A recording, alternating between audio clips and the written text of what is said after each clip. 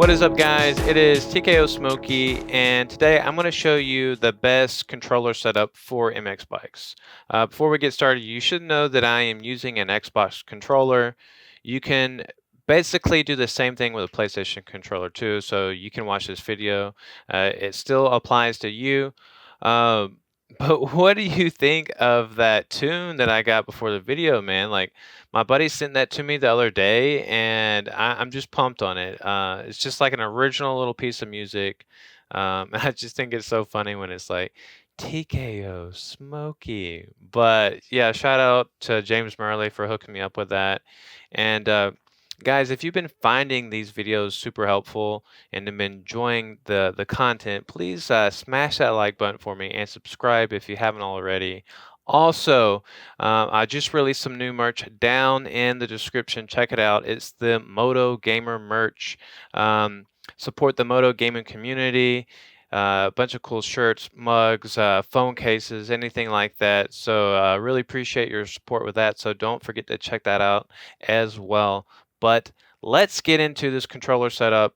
So here we go. You're going to go into here. We're in our MX Bikes game already, and this is the setting. So whatever you want to do, if you want to take a screenshot of this, I'm going to be going through the advanced options over here, even though most of everything on this side I've kept stock. But this is really the important stuff on this part.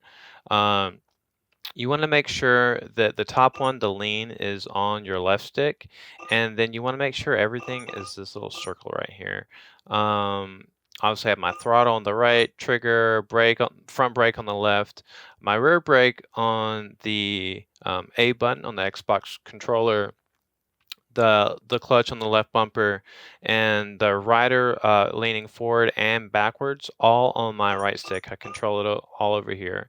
I'm not one of those guys that tries to map everything on one stick. I think it's kind of limiting.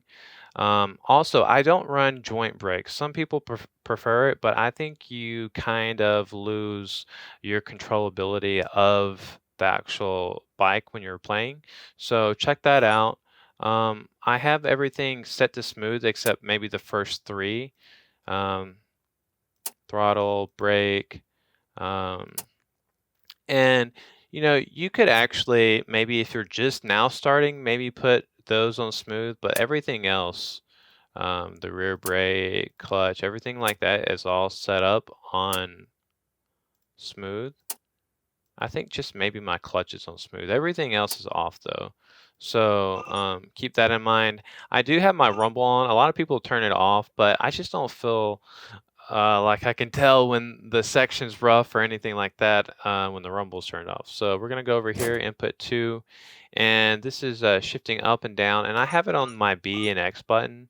I have this set up on it's set up like this on the Monster Energy Supercross games. I came over to MX Bikes and the simulator games from playing those games originally, so I try to keep everything kind of consistent, and that's just what I've found best for myself. These don't really matter. Everything's kind of kept mapped to my keyboard. This is my D-pad set up over here, and I have to look back, you're pressing down on the D-pad. I'm changing my views, like you can go into third person and different first person views right there, just up on the D-pad. And then my tear off, just so it's quick and easy for me, I just have it on my left stick. I just click that button down one time. And let's see, maybe over here as well. Maybe it's input 3.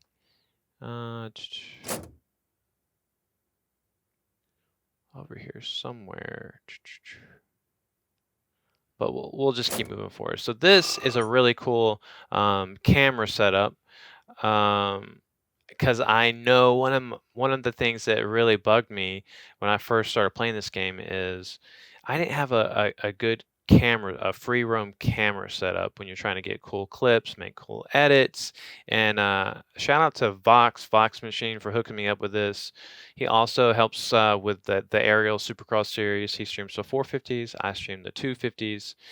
He also runs a really cool MX bike series called Backyard MX. So make sure you check him out, support him as well. I just got done doing some streaming on this. My computer's beefy enough to where I can run everything maxed out.